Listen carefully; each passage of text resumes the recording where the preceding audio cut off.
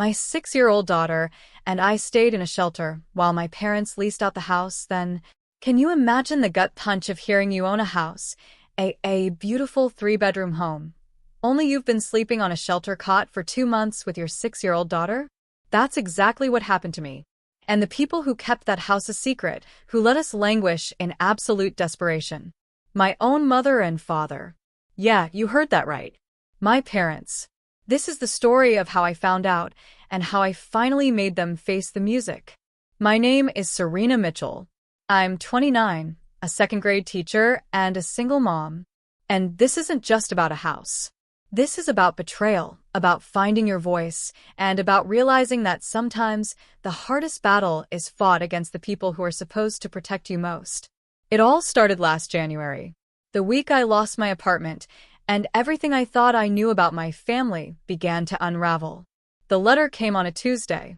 I remembered vividly, because Tuesdays were Lily's library days. She'd come home, her backpack overflowing with picture books she couldn't wait to show me. That afternoon, as she spread them across our tiny kitchen table in our 1-bedroom apartment on Division Street, I stood at the counter, my stomach clenching as I read a 30-day notice to vacate. The building had been sold. New ownership. All tenants out by February 15th. I read it once. Then twice. A third time. The words blurring. Then, I folded it neatly, slid it into the clear plastic folder where I kept our important documents, and sat down next to Lily. "Which one first tonight, sweetie?" I asked, my voice a little too bright.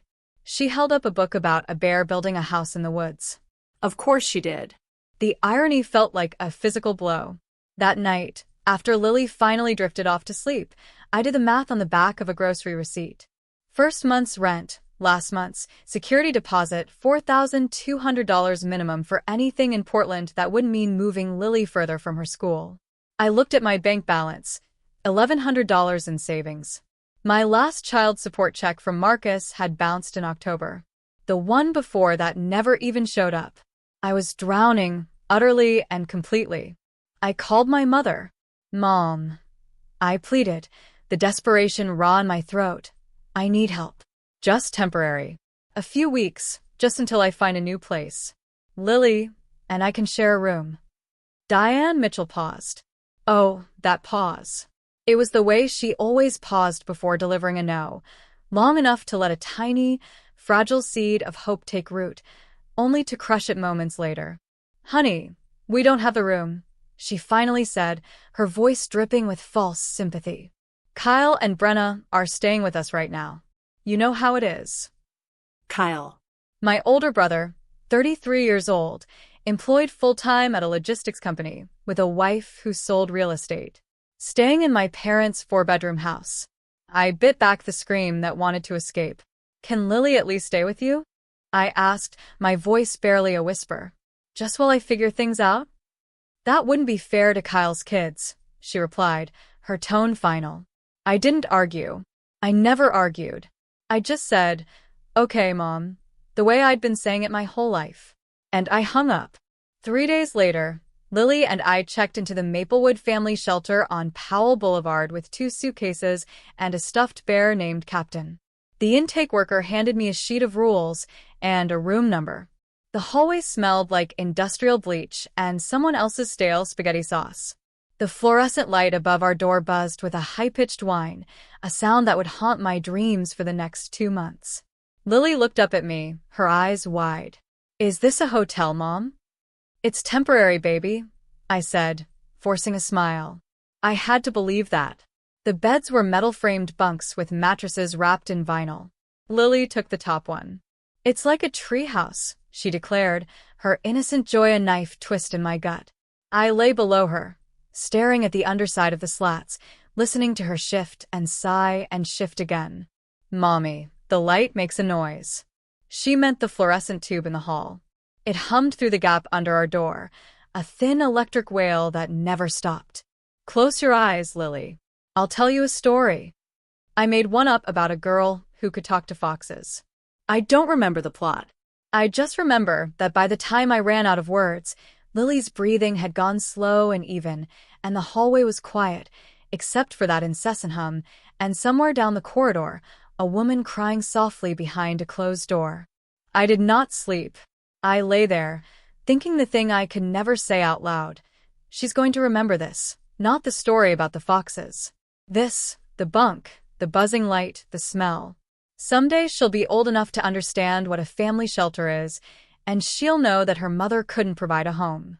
That thought sat on my chest like a stone, heavy and suffocating. The next morning, a woman with warm brown eyes and a lanyard that read, Priya Oker, case manager, knocked on our door at 8:15. Serena, I've been assigned to your case. Can we talk? Priya was professional, but not cold. She walked me through housing waitlists, emergency assistance programs, Section 8 timelines. She didn't sugarcoat anything. When I asked, how long do most families stay here? She paused just a beat, her gaze steady. It varies, but I'll make sure you have everything you need to get out as fast as possible. That night, I texted my mother a photo of Lily's artwork from school. A rainbow over a house. Diane replied 3 hours later, at 9:47 p.m., stop being dramatic. Lots of people go through hard times. I stared at the screen, a cold fury bubbling. Then I screenshotted the message, saved it to my phone, and put it in a new album I labeled Records. I didn't know why yet. I just knew I should keep it. Here's what a day looked like. 5:30. Alarm on my phone, volume low so I wouldn't wake the family in the next room. Shower in the communal bathroom. Lukewarm water. No lock on the stall. Flip-flops I bought at the dollar store because the tile had a film on it I didn't want to think about. Dress Lily. Braid her hair with a comb I kept in my purse because I'd learned fast that anything left in the bathroom disappeared. Drop her at the before-school program by 7:15. Drive 12 minutes to Maplewood Elementary, a Title I school where I taught second graders who sometimes came in hungry, which meant I kept a drawer of granola bars in my desk. Teach all day, pick Lily up by 4 o'clock, back at the shelter by 5. Every evening Lily drew. She drew constantly. The shelter had a donated bin of crayons, half of them broken, most of them some shade of brown. And Lily used every single one. She drew flowers, dogs, rainbows, but mostly she drew houses. Houses with big windows, houses with yards, houses with trees and a path to the door, and smoke coming out of the chimney, even though it was January in Portland, and our last apartment didn't even have a fireplace. I watched her draw those houses, and I felt something crack behind my ribs every time. One night, after she was asleep, I sat on the bottom bunk with a notepad and did the math again. Deposit plus first and last, $4,200. Current savings, $1,100. Gap, $3,100. I did not have it. I texted Kyle. Can you help me with the deposit? I'll pay you back within 6 months. He replied the next morning. Sorry, sis. We're tight right now. Mom said you should apply for Section 8. I put my phone down, numb. Opened Instagram. Kyle's most recent post, a photo of a brand new silver Chevy Tahoe, captioned upgraded #blessed. I didn't reply to his text. I screenshotted the post, added it to the records album, and went to read Lily her bedtime story. My mother came to the shelter 3 weeks after Lily and I moved in. She brought a plastic bag of Kyle's kids' hand-me-downs, shirts with stains on the collars, jeans with frayed knees, and a smile wide enough for the front desk staff to see. I'm Lily's grandmother, she told the intake coordinator, signing the visitor log with her looping cursive. I just wanted to drop off some things for my grandbaby. She found us in the common room. Lily was drawing. Diane swept in, arms open, voice pitched high. There's my girl. Grandma's here. Lily hugged her. The intake coordinator smiled from the doorway. I watched Diane perform warmth like a woman who'd rehearsed it in the car. When the coordinator left, Diane's smile thinned. Serena, we need to talk. She sat across from me, handbag in her lap, and lowered her voice to the register she used when she wanted me to know she was serious. I've been thinking if this situation keeps up, the shelter, the instability, I might need to talk to the court about Lily's living arrangement. My blood ran to ice. She was talking about the supplemental guardianship. When Marcus and I divorced, the family court had appointed Diane as a temporary supplemental guardian for Lily. A formality, they said while I stabilized my housing. It gave Diane no custody, but it gave her standing. Standing to file motions, standing to request evaluations, standing to say, Your Honor, my daughter is living in a shelter. That's no place for a child. I'm not threatening you, she said, adjusting her collar. I'm just worried as her legal guardian. Supplemental guardian. I corrected, my voice barely steady. Same thing. She waved a dismissive hand. It wasn't the same thing, but I didn't have a lawyer to explain why. Diane stood, kissed Lily on the forehead, and said, loud enough for the hallway, Be good for Mommy, okay? Grandma loves you so much.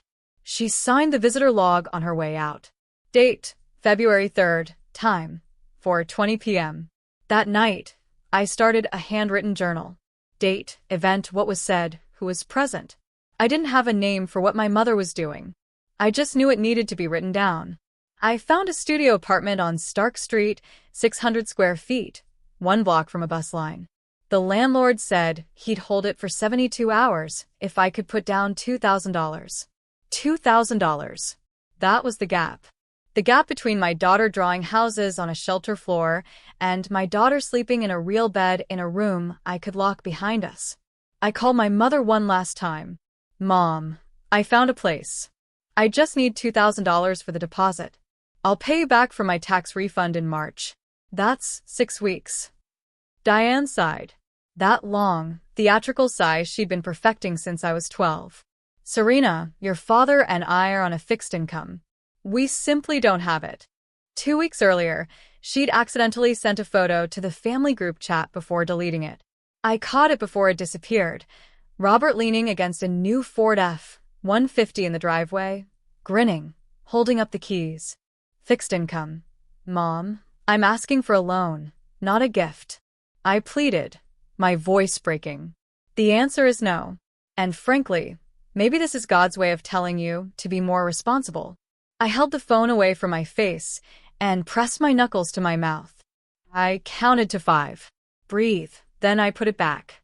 Okay, Mom. I let the apartment go. That night, Lily tugged my sleeve while I was writing in my journal. Mom, when are we going home? Soon, baby. I didn't know what soon meant anymore. The word had gone soft and shapeless, like something left in the rain too long. After Lily fell asleep, I opened the clear plastic folder. It was thick now. The 30-day notice from Division Street, screenshots of Diane's texts, screenshots of Kyle's, the visitor log entry, my handwritten journal, receipts from my pay stubs. All of it organized with sticky tabs I'd taken from the supply closet at school. I didn't have a plan for any of it. I just had an instinct I couldn't name. Keep everything. I closed the folder and slid it under my mattress. I thought I was out of options. I thought this was my life now. The hum of the hallway light, the vinyl mattress, the word, temporary, turning to cement in my mouth. I was wrong. Because 3 days later, a black sedan pulled into the shelter parking lot, and everything I believed about my family shattered like a plate on a tile floor. It was a Saturday late afternoon. The common room smelled like canned tomato soup and the wet wool of someone's coat drying on a chair. Lily and I were at our usual table. She was drawing. I was pretending to grade papers while actually staring at my bank balance on my phone when I heard a car door close in the parking lot. Through the window, I saw a black Lincoln Town Car. Not the kind of car that pulled into the Maplewood family shelter, you know? An elderly woman stepped out. White hair cut short. A camel-colored cashmere coat. She moved slowly but with purpose, the way people move when they've decided something. She reached the front entrance and looked through the glass. Her eyes swept the common room, past the bulletin board with its flyers for food pantries and legal aid, past the row of high chairs, past the woman folding laundry in the corner, and landed on me. She stopped. I stopped. I hadn't seen my grandmother in almost 2 years. She was thinner than I remembered. Her hair was shorter. But those eyes, sharp, gray-blue, the kind that didn't miss anything, those hadn't changed. She walked in. She crossed the room. She looked at Lily, then at me, then at the cot visible through our open door, then back at me. Serena. Her voice cracked on the second syllable. What are you doing here? Grandma? I choked out. She sat down. She took my hands. Hers were trembling. Why aren't you living in your house on Birchwood Lane? The room tilted. I felt the fluorescent light buzzing above us, like it had crawled inside my skull. What house? Evelyn Hargrove stared at me. I stared back. Lily looked up from her drawing and said, "Hi," the way 6-year-olds say hi. Easy. Unbothered. Like the world hadn't just cracked open around us. My grandmother reached into her handbag and pulled out her phone. She opened a PDF and turned the screen toward me. I saw my name. I saw an address. I saw the words Irrevocable Trust and Beneficiary, Serena Ella Mitchell, and a date from 2 years ago. A trust deed for a house in my name that I had never seen, never signed for, never been told about. I don't understand, I whispered. Evelyn's jaw tightened. Neither do I. But I intend to. Priya brought us coffee in paper cups and left the small meeting room without being asked. She read the situation the way good caseworkers do. One glance in my face, one at my grandmother's, and she closed the door behind her. Evelyn held the cup, but didn't drink. After your grandfather passed, she began, her voice low, I sold most of the properties. Kept a few. One of them was a 3-bedroom on Birchwood Lane. I bought it with the idea that you and Lily would live there. She'd set up an irrevocable trust. I was the beneficiary. The house was mine, free and clear, no mortgage. She'd given the trust documents to Diane because Diane was her daughter and she'd trusted her. Your mother told me you moved in last April. She sent me photographs of the kitchen. Said you'd hung new curtains. Asterisk, my mother had never given me curtains. My mother had never given me an address. Asterisk, she told me you were happy. That Lily loved the backyard. I felt my pulse in my teeth. Grandma, I've never set foot in that house. I didn't know it existed until 60 seconds ago.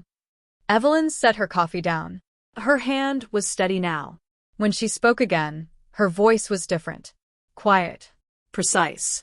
The voice of a woman who'd run a real estate business for 40 years and recognized fraud when she smelled it. And what did Diane tell you about me? I felt the floor tilt again. She said you wanted space. That after Grandpa died, you cut off contact. That you didn't want to hear from us. I changed my phone number when I moved to Lake Oswego, Evelyn said, her eyes fixed on mine. I gave your mother the new one. Evelyn paused. Only your mother. The room was very quiet. She told me you were in California, I whispered. Assisted living. Evelyn almost smiled, but it was the kind of smile that had glass in it. I'm 78 years old, Serena.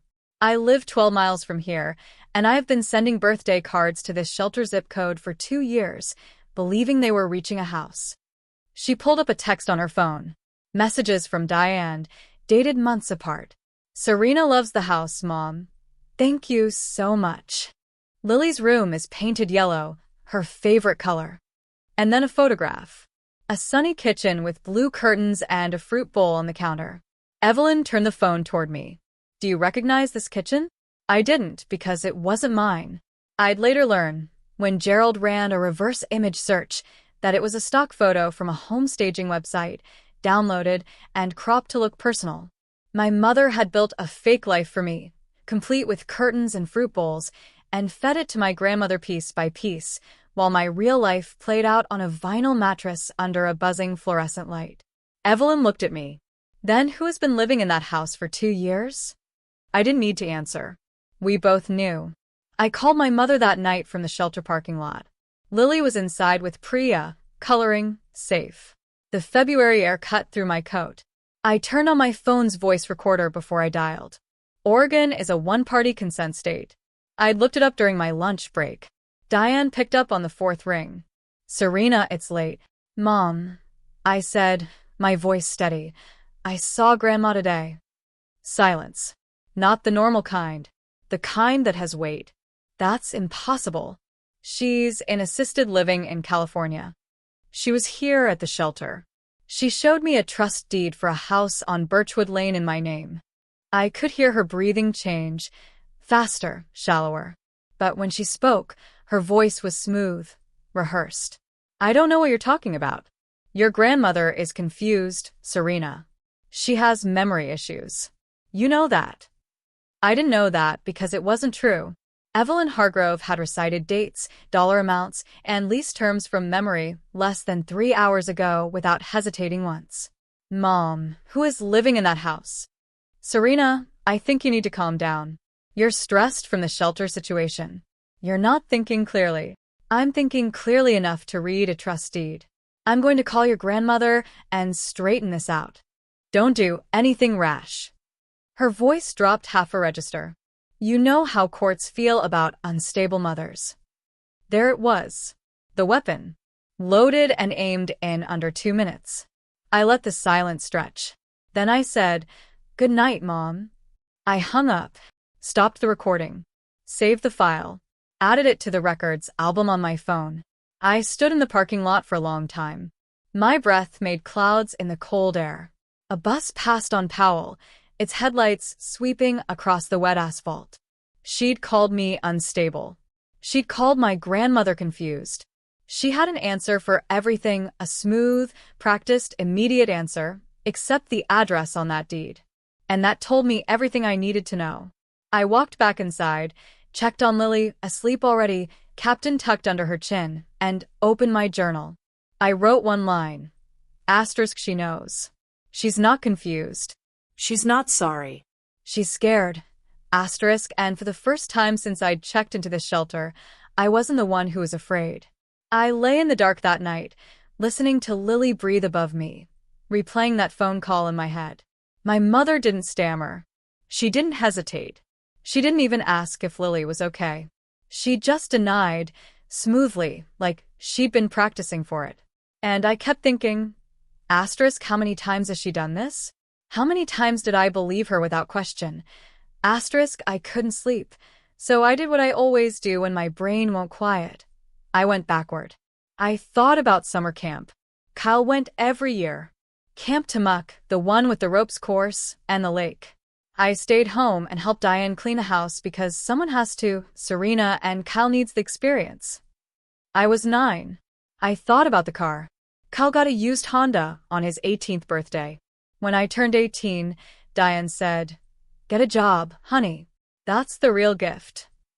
I laughed because I thought she was joking. She wasn't. I thought about college. I got accepted to Oregon State with a partial scholarship. Diane said, "Are you sure you can afford the rest?" Kyle dropped out of community college halfway through his second semester. Diane said, "He's finding himself." I thought about my wedding. Small backyard, paid for by Marcus and me. Diane didn't contribute because they were saving for Kyle's wedding. Kyle wasn't engaged. He wasn't even dating anyone seriously. I thought about my divorce. I called Diane 3 days after Marcus left, asking if she could help with the attorney retainer. "You need to handle this yourself, Serena. We can't keep rescuing you." She had never rescued me. Not once. When Kyle divorced his first wife 2 years earlier, Diane paid his lawyer in full. $2,400. I know because she told the entire family at Thanksgiving, framing it as a sacrifice. Lying on that shelter bunk, I finally saw the pattern for what it was. It was never about money. It was never about room. There was always money for Kyle. There was always room for Kyle. The answer was only no when I was the one asking. And it had been that way for as long as I could remember. I wasn't the black sheep. I was the invisible one. The daughter they kept around so the family portrait looked complete. The next morning, Evelyn called and asked me to come to her house in Lake Oswego. Priya offered to stay with Lily at the shelter. She had a half day and said she didn't mind. I think she could see something shifting behind my eyes and wanted to make sure I had room for it. Evelyn's house was a modest craftsman on a tree-lined street. Not flashy. That was her way. She met me at the door with tea already poured and a man sitting at her dining table. "Serena, this is Gerald Whitfield. He was your grandfather's attorney for 23 years. I called him last night." Gerald was 62, gray-bearded, calm in the way that people who read contracts for a living tend to be calm. He shook my hand and opened a leather folder. "I ran a search on the Multnomah County Recorder's Office database this morning," he said. Your property at 1847 Birchwood Lane currently has a tenant. The lease was filed by Diane Mitchell, signing as. He turned a printed page toward me. Authorized agent for S. Mitchell. I looked at the signature line. It said S. Mitchell in handwriting that was close to mine, but not mine. The loops were wrong. The capital S leaned too far right. She forged my signature. It appears so. Gerald slid another page across the table. A spreadsheet he'd put together from county and bank records. Monthly rent collected, $2,200. Duration, 24 months. I did the math before he said it. $52,800, Gerald stated, his voice flat. Deposited into an account held jointly by Diane and Robert Mitchell. None of it transferred to you. None of it reported to the trust. Evelyn set her teacup down. She did not cry. She did not raise her voice. But her eyes, those sharp gray-blue eyes, went hard in a way I'd never seen. My own daughter, she said quietly. Stealing from a 6-year-old. I stared at the number. $52,800. That was the deposit for the apartment I lost. That was 2 years of stability I never had. That was clothes for Lily that weren't hand-me-downs with stains on the collars. That was every night I lay awake on a vinyl mattress doing math on the back of a receipt, coming up short. All of it in Diane's account. Every cent. Gerald closed the folder. There's more, he said. I looked up. She also took out a home equity line of credit on the property in your name. The room went very still. Gerald explained it the way you explain a wound. Carefully, but without pretending it didn't bleed. A home equity line of credit, $35,000, opened 14 months ago using forged documents. My name. My social security number. My supposed signature. The application listed my occupation as property manager, which I was not, and my address as 1847 Birchwood Lane, where I had never lived. Where did the money go? I asked, my voice barely audible. Gerald turned to the next page. Bank statements. Not mine. Diane and Robert's joint checking account. He'd highlighted the withdrawals in yellow. $12,000 to a home renovation contractor. Diane and Robert's kitchen remodel, the one she'd posted photos of on Facebook last summer, captioning it, "Finally got my dream kitchen. Blessed." $8,000 to Visa. Credit card debt. $5,000 to a Ford dealership. Down payment on Robert's F-150. And $10,000, a single transfer dated June 14th, to an account belonging to Kyle Mitchell. The same month Kyle posted the new Tahoe on Instagram. The same month Kyle texted me. Sorry sis. We're tight right now. That's $87,800 total, Gerald said. Rent plus the Helic draw, taken from your property, without your knowledge or consent. I gripped the edge of Evelyn's dining table. The wood was smooth and cool under my fingers. $87,800. While Lily drew pictures of houses she didn't have. While I ate canned soup at a folding table under fluorescent lights. While my mother told me, "This is God's way of telling you to be more responsible." Gerald looked at me over his reading glasses. This is fraud, Serena. Forgery. Theft by deception. We can go to the police. We can file a civil suit. Or both. Evelyn reached across the table and put her hand over mine. What do you want to do? I didn't answer immediately. I sat with it. The number. The forged signatures. Kyle's Tahoe. Diane's dream kitchen. Robert's truck. All of it built on a house my grandmother gave me so my daughter would have a home. Then I said, I want my daughter to have her house. I want every dollar back. And I want them to know, in front of everyone, exactly what they did. Evelyn nodded once. Gerald picked up his pen. I went back to the shelter that night and pulled the clear plastic folder out from under my mattress. It was already thick. Now it needed to become a case. I bought a 3-ring binder from the dollar store. Blue, the only color they had, and a pack of tab dividers. I sat on my bunk after Lily fell asleep and built it section by section. Tab 1. The trust deed. Evelyn had given me a certified copy from Gerald's office. Embossed seal. Notarized. Every page initialed. My name in black ink. The date, April 23rd, 2 years ago. Tab 2. Property records. County recorder search showing 1847, Birchwood Lane. The lien record. The Hellick filing. Tab 3. The forged lease. S. Mitchell, in handwriting that wasn't mine. Authorizing a rental agreement I'd never seen. Tab 4. Screenshots. Diane's texts. Stop being dramatic. Lots of people go through hard times. Kyle's text. Sorry, sis. We're tight right now. Kyle's Instagram, the Tahoe. Hashtag blessed. The photo Diane accidentally sent to the group chat. Robert with the F, 150 keys. All timestamped. All saved. Tab 5.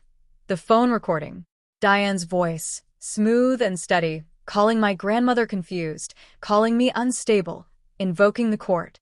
Tab 6. My shelter journal. Every entry dated, timed, and detailed. Diane's visit, her words about the guardianship, the visitor log she'd signed. Gerald added 2 more items the next day. The reverse image search results. Diane's Serena's Kitchen photo was a stock image from a staging company's website, used in 11 other listings. And Priya's affidavit, notarized, confirming that Serena Mitchell and her minor daughter Lily had resided at the Maplewood Family Shelter since January 17th, that Ms. Mitchell was a cooperative and responsible parent, and that the child was safe, healthy, and well cared for. I held the binder in my lap. It was heavy. This wasn't revenge. Revenge was messy and loud and emotional. This was documentation. And I was a teacher. I graded papers for a living. I knew how to organize evidence. Gerald drove me to Birchwood Lane on a Wednesday morning. I'd taken a personal day.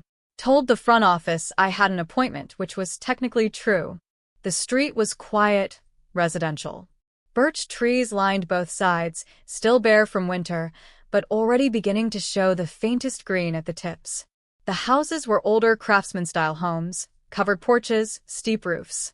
The kind of neighborhood where people left strollers on the front steps because they felt safe enough.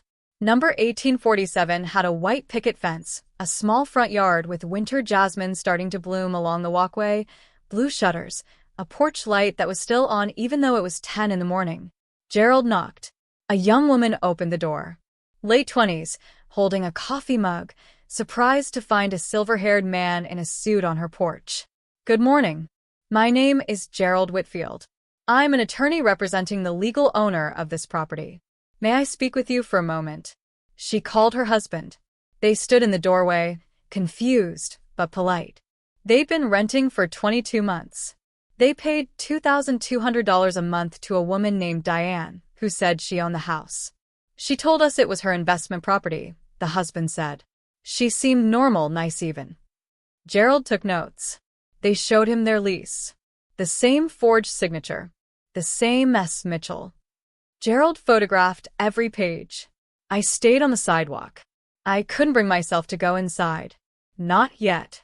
But I looked through the front window and saw a small room to the left. A bedroom. Empty except for built-in shelves under the window. That room. It was the right size for a twin bed, a drawing table, and a bookshelf. It was the room I'd imagined for Lily every night for 2 years, without knowing it existed. In the backyard, visible through the fence, there was a tire swing hanging from an oak tree. The tenants said it was there when they moved in. Lily would have loved it. She would have loved all of it. I turned away before I started to cry. Gerald was already on the phone with his office. The tenants are cooperating, he said to me as we walked back to the car. They're victims in this, too. They paid rent in good faith to someone who had no authority to collect it. We'll give them proper notice. 60 days. We'll handle this by the book. By the book.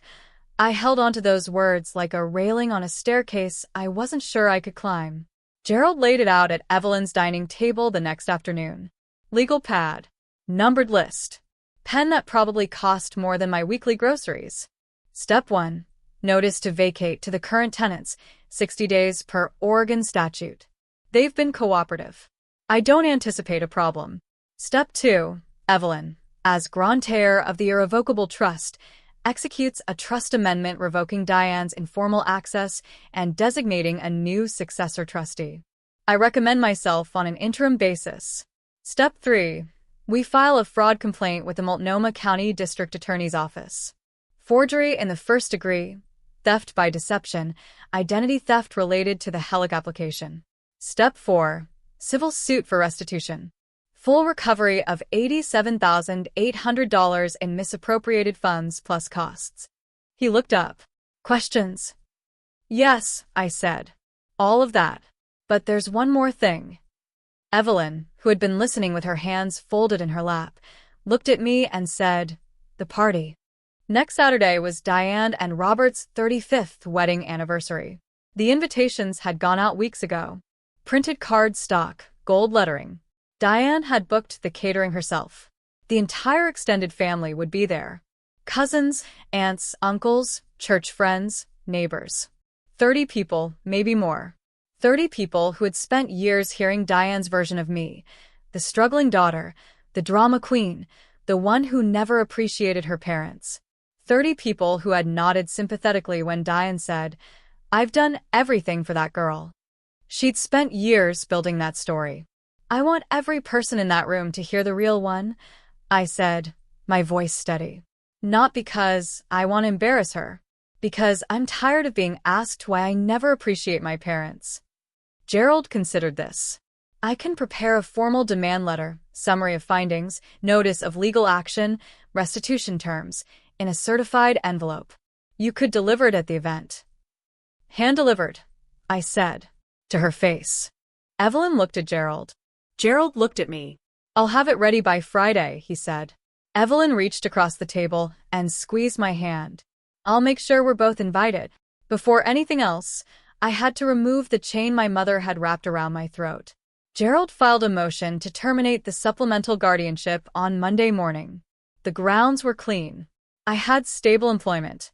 I had a verified residence incoming, 1847, Birchwood Lane, documented in the trust. I had a support network, including Evelyn. And the current supplemental guardian, Diane, had an active fraud investigation creating a disqualifying conflict of interest.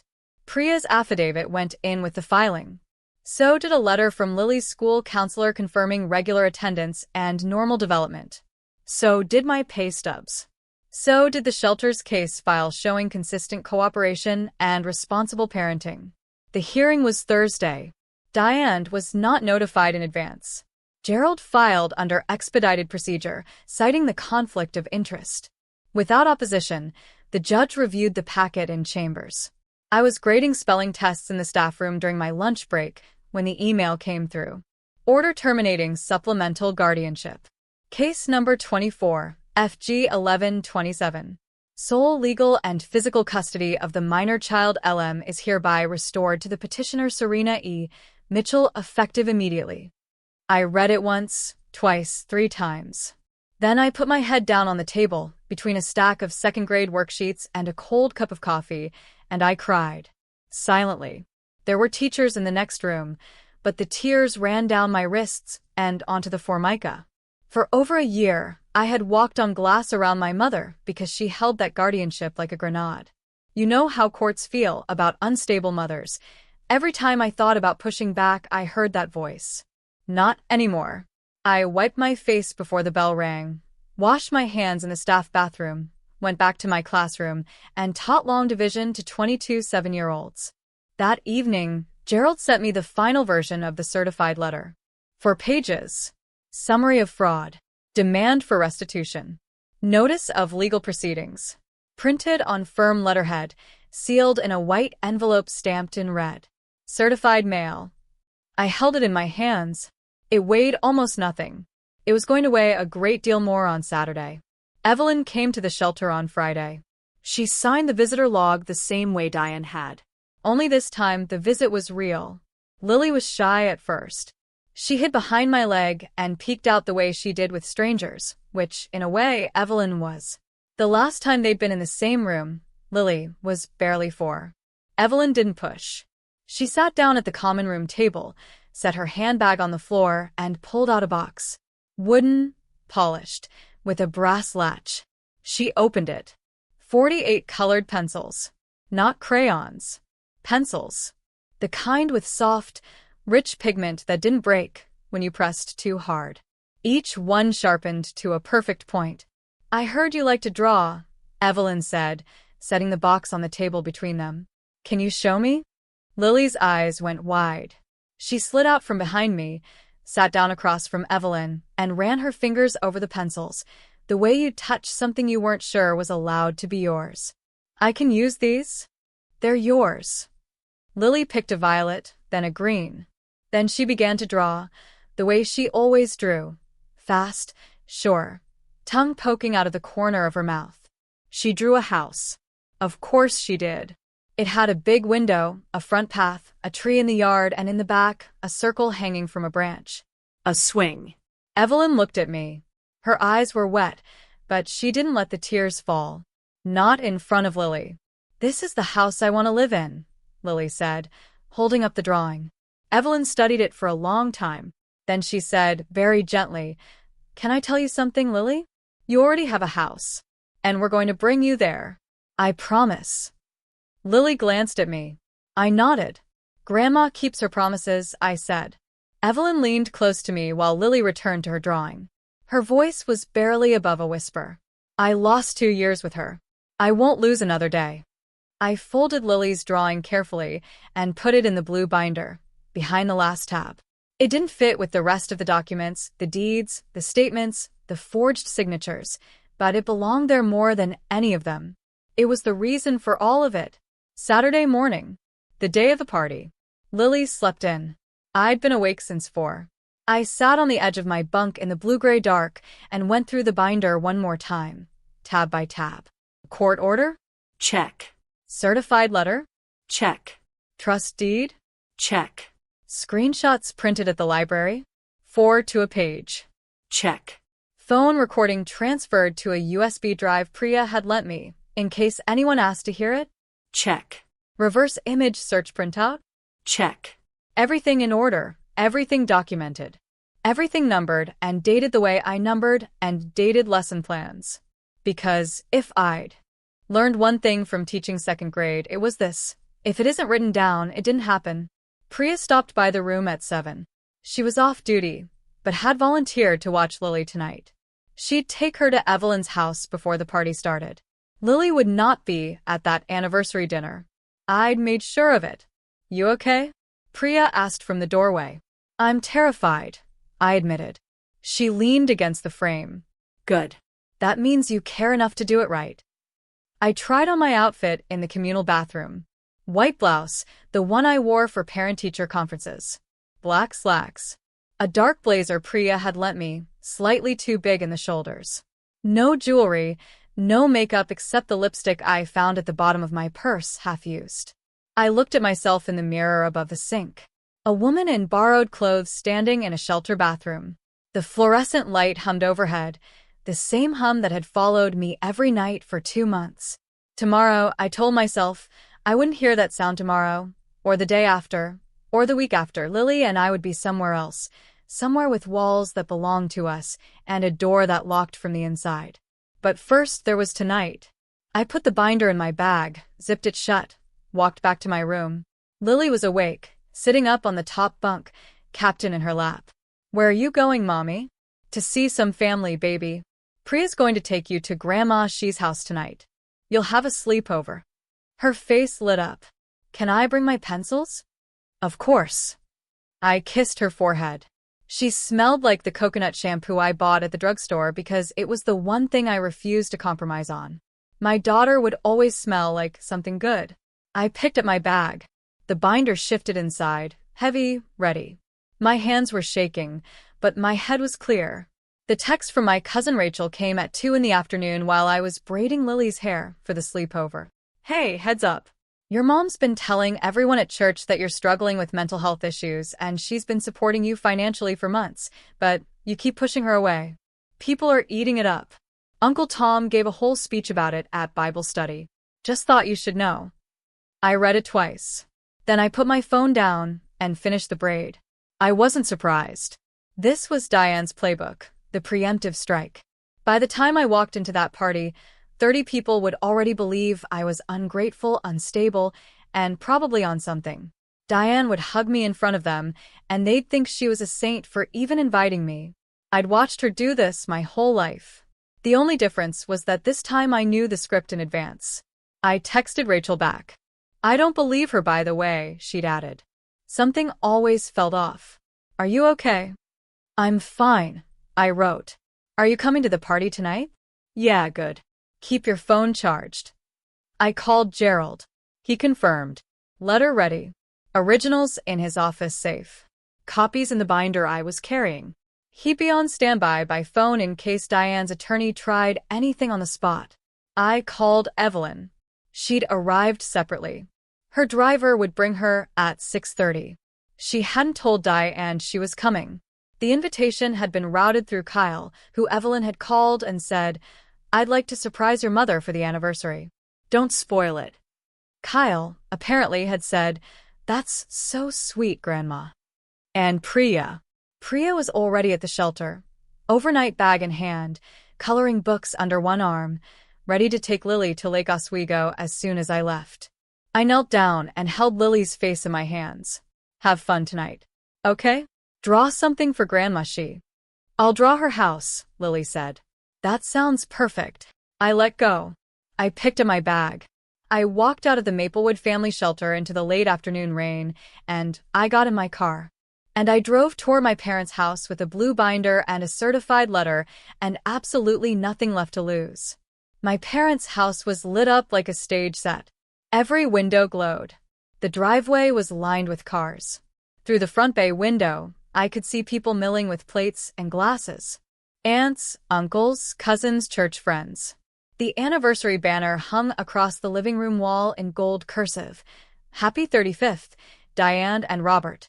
I sat in my car for 90 seconds, counted my breaths, felt the weight of the bag on the passenger seat. Then I got out.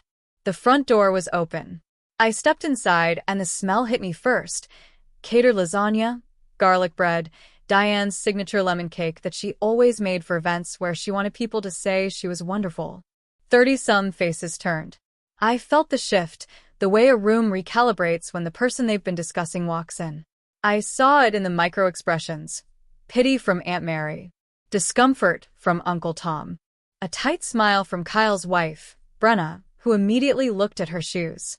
These people had been briefed. They knew I was struggling.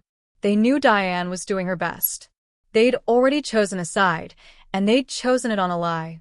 Kyle stood in the far corner near the buffet table, holding a beer, not meeting my eyes. And then Diane came out of the kitchen. She wore a cream blouse, pearls, a fresh blowout, the full anniversary armor. When she saw me, her smile froze for exactly 1/2 second. Then it reconfigured into something warm and generous, performance grade. "Serena, honey, I'm so glad you came." She crossed the room, arms wide, and pulled me into a hug that smelled like Chanel No. 5 and hairspray. I did not hug her back. My arms stayed at my sides. "Hi, Mom." She held me by the shoulders, smiled for the room, and leaned in close. "Behave yourself tonight, Serena. Don't you dare make a scene in front of our guests." Her whisper was warm on my ear.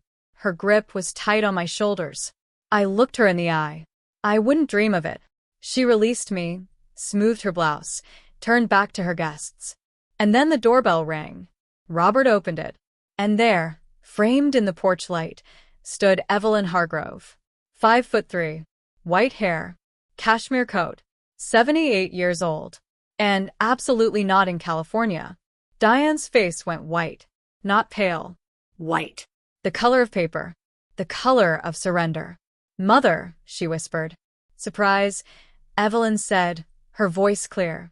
The room came alive the way rooms do when the matriarch enters. Evelyn Hargrove was not a woman people forgot. She'd built a real estate business with her late husband from nothing, funded college scholarships for 2 nephews, and still sent handwritten Christmas cards every year to 46 people. When she walked in, people straightened. "Evelyn, oh my God, we haven't seen you in years." Aunt Mary was first, then Uncle Tom, then cousins I couldn't name. They circled her. Hugs, handshakes, genuine warmth. Evelyn received each one graciously, the way a woman accustomed to being respected moves through a room. I stood near the hallway and watched my mother. Diane hadn't moved from the kitchen doorway. Her hand was on the frame. Her knuckles were pale. Evelyn made her way through the well-wishers and finally reached Diane. She embraced her lightly. One arm. A polite pat on the back. "Diane, you look well. How's everything?" Diane's voice came out too bright. "Mom, what a surprise. I thought you were… I didn't know you were in California," Evelyn said. She smiled. "No, I moved back to Lake Oswego last year."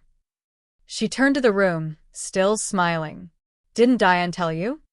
Several people glanced at Diane. Diane laughed, a short, clipped sound. "I must have forgotten to mention it."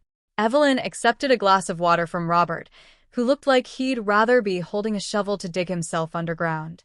She settled into an armchair near the buffet table, and the room settled around her. Then, with the tone of someone making pleasant conversation, Evelyn said, "So, have any of you been to Serena's house on Birchwood Lane? The one I gave her?" The room went quiet. Not dramatic. Quiet. Confused quiet. The kind of quiet where people look at each other to confirm they heard what they just heard. Diane crossed the room fast. "Mom, let's not talk about real estate right now. It's a party." Evelyn took a sip of her water. "Of course. I just assumed everyone knew. I bought it for Serena and Lily 2 years ago. A 3-bedroom, lovely street." She looked at me across the room. "Serena, have you been enjoying it?" Every pair of eyes in the room swiveled to me, and then to Diane, and then back to me. I said nothing. I didn't need to. The silence was doing my work for me. Diane's neck flushed red from the collar of her cream blouse, spreading upward like a stain. The murmuring started. Low, uncertain. People looked at Diane for an explanation. Diane opened her mouth, but I stood up before she could fill the space with another lie. "Since Grandma brought it up," I said, my voice cutting through the hum, "I think everyone in this room deserves the truth." My voice was steady. I don't know how, because my pulse was hammering so hard I could feel it in my fingertips. But I'd spent 2 months swallowing silence in a shelter, and I was done. I have never been inside that house. I didn't know it existed until 1 week ago. The murmuring stopped. Diane stepped forward. "Serena, stop. You're confused. You've been under a lot of stress." "I'm not confused, Mom. I kept my eyes on the room, not on her. I found out about the house because Grandma walked into the family shelter where Lily and I have been living for the past 2 months. 30 faces. 30 frozen expressions. Aunt Mary's hand went to her mouth. Uncle Tom's jaw actually dropped. I'd thought that was a figure of speech until I saw it happen. A woman from Diane's church group said, "A shelter?" "The Maplewood Family Shelter," I said. "On Powell Boulevard. Lily and I have been there since January 17th.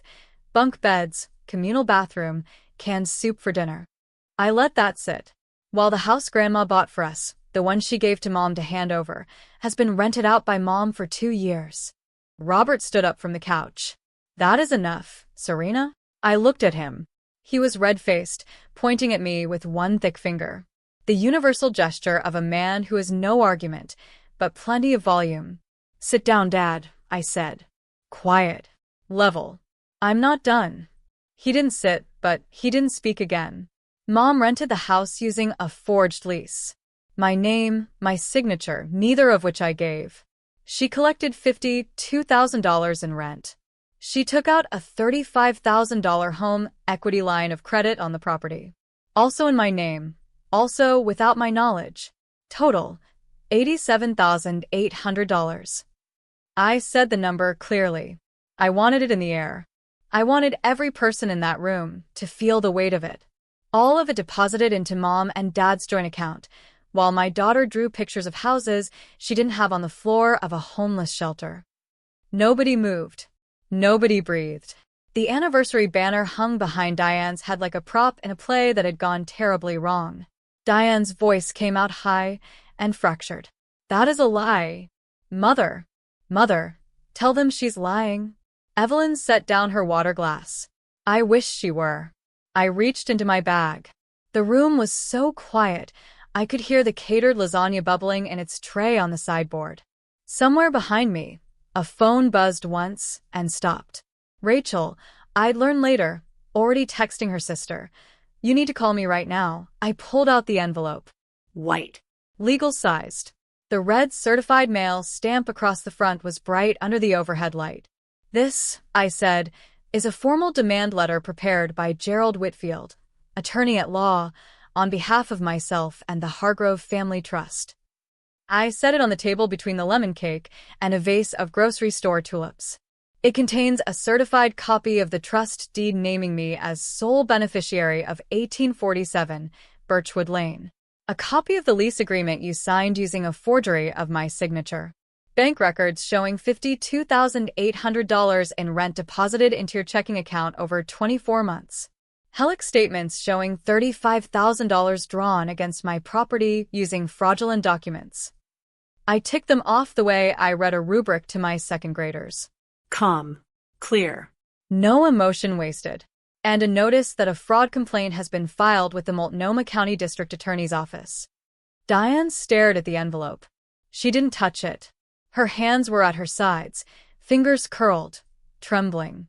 Robert's mouth was open, but nothing was coming out. I reached into the bag one more time and pulled out a single sheet of paper. There's also this. I held it up. A court order issued last Thursday terminating your supplemental guardianship of Lily. Effective immediately. Sole custody has been restored to me. That was the one that broke her. Not the money. Not the fraud charges. The guardianship. The lease she'd held over me for a year. You can't do this, Diane whispered. Her voice was stripped now, raw. I am your mother. I looked at her. My mother in her cream blouse and pearls, standing in front of a banner, celebrating 35 years of a marriage built in part on money stolen from her own granddaughter.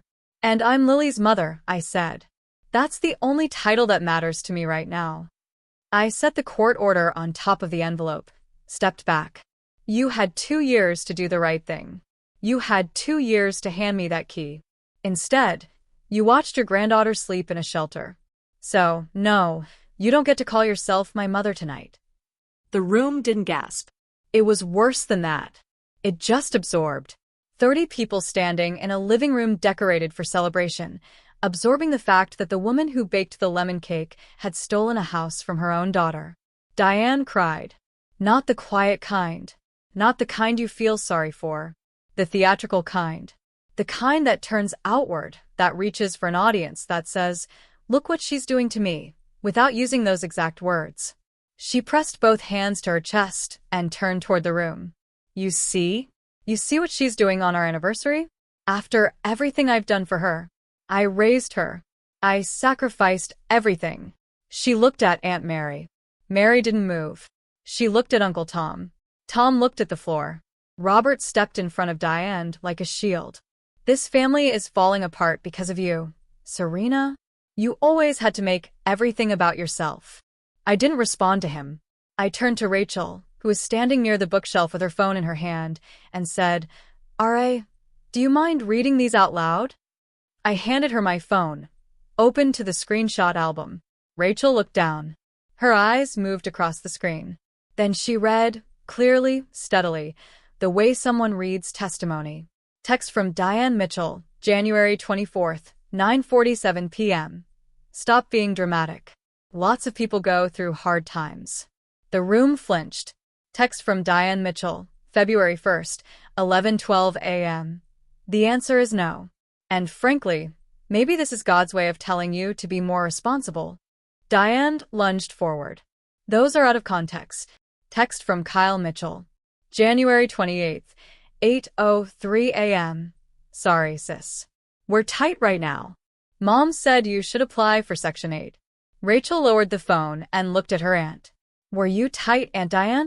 Because those Helix records say there was $35,000 sitting in your account when you told Serena you couldn't spare $2,000. Diane turned to Evelyn. The tears were real now, but they weren't the right kind. Not remorse. Not shame. The tears of someone watching their story fall apart in real time. Mother, please. I can explain everything. It was a misunderstanding. Evelyn didn't raise her voice. She didn't need to. A misunderstanding does not come with a forged signature, Diane. The lemon cake sat untouched on the table. The tulips leaned sideways in their vase.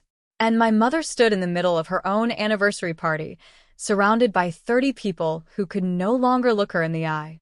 Rachel didn't let it go.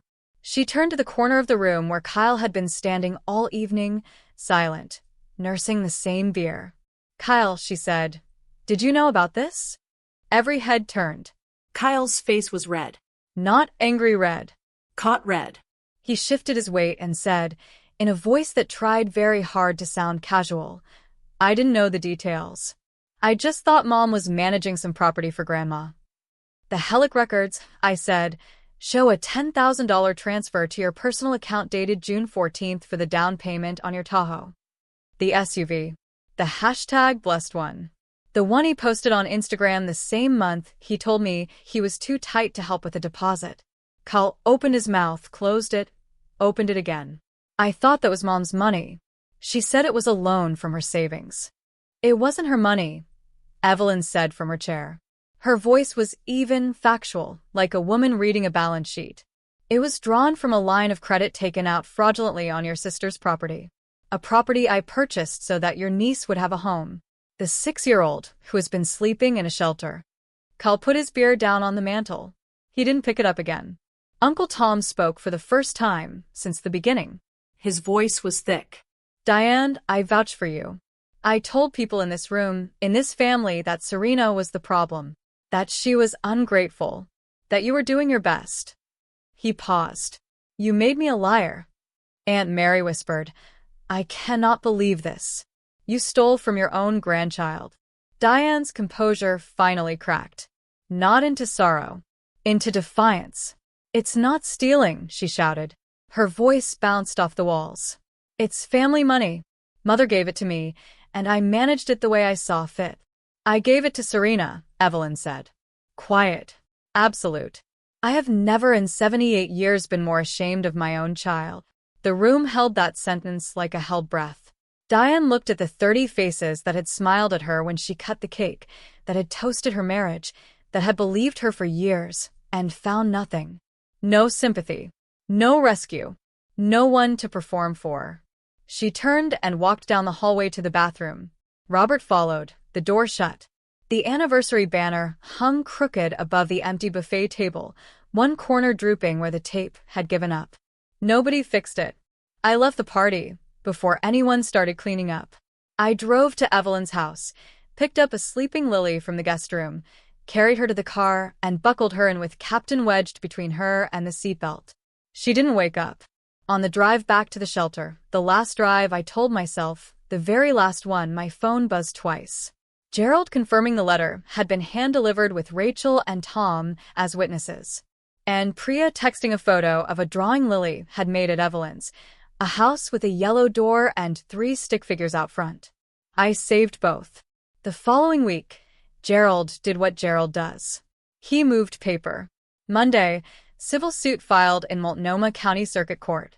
Diane and Robert Mitchell, defendants. Claims: fraud, forgery, conversion, breach of fiduciary duty. Relief sought: full restitution of $87,800, plus attorney's fees and costs. Tuesday, fraud complaint formally received by the Multnomah County DA's office. Case number assigned: forgery in the first degree, an ORS 100.65.013 violation, Class C felony. Wednesday, Gerald's office notified the bank that issued the Hellick forged application, unauthorized signatures. The bank froze the credit line within 48 hours and opened its own internal investigation. Diane and Robert were now on the hook for the $35,000 outstanding balance. And if they didn't pay, the bank would pursue its own criminal referral. Thursday, the 60-day notice to vacate reached its second week. The tenants at Birchwood Lane, decent people caught in Diane's lie, had already begun apartment hunting. No hard feelings. They'd gotten their deposit back from Gerald's office, funded by Evelyn, as a gesture of good faith. Gerald called me Friday evening. "Their attorney reached out today," he said. "Use the word untenable. That's lawyer 4 we're going to lose." I sat on my shelter bunk for what I hoped would be one of the last times and felt something I hadn't felt in months. Not happiness. Not yet. Something quieter. Traction. After 2 months of sinking, the ground under my feet was finally solid. "Serena," Gerald said, "you'll have your house by April." April. 2 months away. Lily's crayons. Lily's swing. Lily's room with the built-in shelves. 2 months. I could do 2 months. The call came 2 weeks after the party. Diane used Kyle's number. Mine was blocked, and she knew it. I almost didn't pick up, but something in me needed to hear her try. "Serena." Her voice was different. Smaller. Stripped of its polish, its performance. "Please, can we talk? You have 2 minutes. Drop the charges, please. We'll pay you back. All of it. I swear. Your father's blood pressure is through the roof. I can't sleep. The whole family won't speak to us. Pastor Reynolds asked us not to come to service until the situation is resolved." She drew a ragged breath. "I'm begging you." I stood in the shelter hallway. The fluorescent light buzzed above me. Down the corridor, someone's toddler was laughing, the pure, helpless kind of laugh that doesn't know anything about fraud or forgery or $35,000 credit lines. "Mom," I said, "you had 2 years. 730 days. Every single one of those days, you could have called me and said, 'Serena, there's a house. It's yours. Here's the key.' And every single one of those days, you chose not to. I know, but you watched me beg you for $2,000 while you sat on $87,000. You told me God was teaching me responsibility. You told Grandma I was living in that house. You told the family I was mentally ill. You used my daughter's guardianship to keep me quiet." Silence. "So no," I said. "I won't drop the charges. I'm your mother, Serena. Doesn't that mean anything?" "It meant everything to me," I said. "That's why this hurts.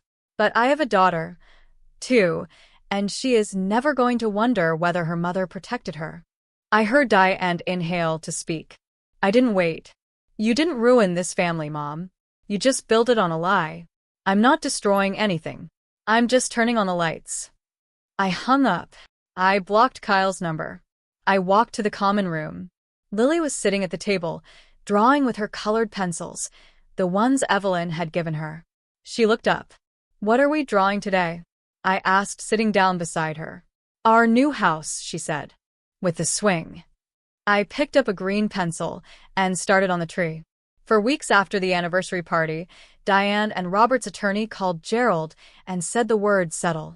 Gerald walked me through the terms over the phone while I sat in the school parking lot during my planning period. Engine off, heater fading. Restitution: $52,800 in misappropriated rent to be repaid over 36 months. $1,467 per month, deposited directly into a trust-managed account. First payment due in 30 days. Hellick, Diane and Robert would pay the $35,000 outstanding balance to the bank in full within 90 days. Failure to do so would trigger the bank's own criminal referral, separate from the DA's case. Kyle, $10,000 returned over 12 months. $833 per month. No exceptions. No deferrals. Criminal. The DA agreed to reduce the forgery charge from a Class C felony to a misdemeanor, contingent on full compliance with restitution and 3 years of supervised probation. Any missed payment would reactivate the felony charge. No contact order. Diane and Robert were prohibited from contacting me or Lily by any means: phone, text, email, social media, third party, without prior written consent. Violation would result in arrest. Gerald read the final clause. Respondents acknowledge full responsibility for the actions described herein and waive any future claim to the property at 1847 Birchwood Lane. "Do you accept?" he asked. I looked through the windshield at the school building. Through the second-floor window, I could see my classroom, the one with the alphabet border and the drawer of granola bars and the reading corner where I sat with 22 7-year-olds every afternoon. "Yes," I said. "I accept." Robert sold the F-150 the following week. Got $28,000 for it. Diane was let go from the dental office. The practice manager cited conduct inconsistent with our values after the misdemeanor charge hit the public record. The tenant at Birchwood Lane moved out on March 29th, one day ahead of the 60-day deadline. They left the tire swing. Gerald called me that evening. The house is empty. It's yours. I signed the papers the next morning. A trust distribution confirmation. A new deed of trust. A key. One key, silver, warm in my hand. Justice didn't feel good. It wasn't supposed to. It felt right.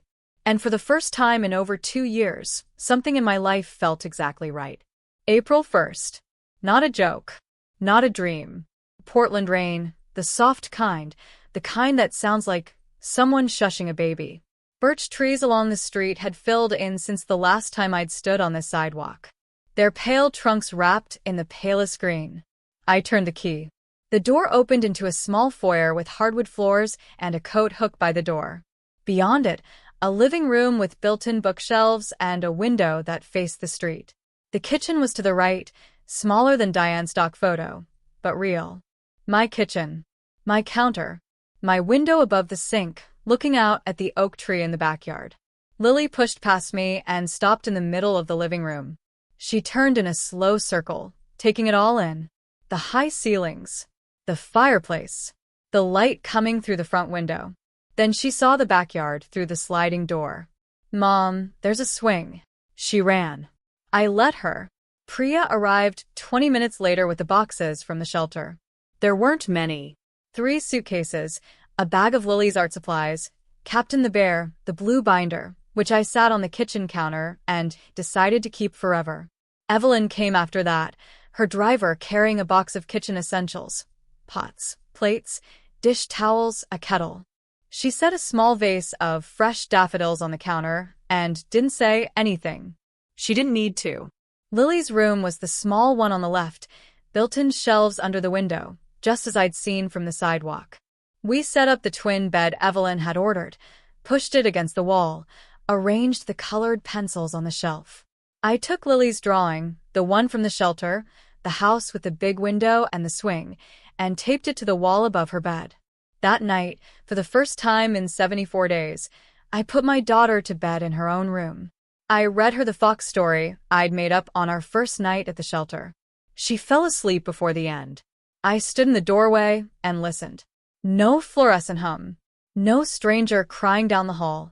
No vinyl mattress crinkling. Just rain on the roof and Lily's slow, steady breathing, and the house settling around us like it had been waiting. I walked to my room. My bed. My door that locked from the inside. I lay down in the dark and I cried. But these weren't the shelter tears, the ones I swallowed so Lily wouldn't hear. These were different. These were the tears of a woman who had finally, after 2 years, stopped drowning. And the quiet was not the quiet of a shelter where silence means someone is trying not to cry. It was the quiet of a home where silence means everyone is safe. 6 months later. October. The birch trees on our street turned gold, and Lily said they looked like candles. She started 2nd grade at Fernwood Elementary. 5 minutes on foot. I walked her every morning and picked her up every afternoon. On Fridays, she brought home a folder of drawings, and we taped the best ones to the refrigerator until the refrigerator disappeared behind layers of color. Evelyn came every Saturday. She and Lily sat at the kitchen table with the colored pencils and drew together. Evelyn was terrible at drawing, which made Lily laugh so hard she slid off her chair. Lily called her she. Evelyn called Lily my artist. Sometimes I'd hear them whispering to each other, and I'd stand in the kitchen doorway with a cup of coffee and just breathe. I started seeing a therapist in May. Priya recommended her, a woman named Dr. Kessler, who specialized in family of origin trauma. I went not because I was broken, but because I wanted to understand why I'd said, "Okay, Mom," for 29 years. That understanding came slowly, the way spring comes to Portland, gray for a long time, and then suddenly everything blooming at once. Diane and Robert made their payments on time. I checked the trust account once a month, and then closed the screen. They'd sold their house and moved into a 1-bedroom apartment on the east side. I heard this from Rachel. I didn't feel satisfied. I didn't feel sorry. I felt okay. Kyle sent a text in August. 3 lines. I'm sorry. I should have known. I should have done more. I read it. I didn't reply. Maybe someday I would. Maybe I wouldn't. That was my choice now. One evening in October, Lily was drawing at the table while I graded papers. She put down her pencil and looked up. Mom, why didn't we always live here? I set my pen down. I thought about it. Really thought. The way you do when a child asks you a question that deserves more than a reflex. Because sometimes it takes a while to find your way home, baby. But we're here now. And we're staying. She nodded, satisfied. Went back to her drawing. I looked over her shoulder. It was the house again. Our house. But this time there were 3 figures standing in front of it. A tall one. A small one. And behind them, a shorter one with white hair and a big smile. I looked at that drawing for a long time. Then I smiled. The kind of smile that doesn't weigh anything. I used to think protecting my daughter meant keeping the peace. Swallowing the word no. Saying, okay, Mom.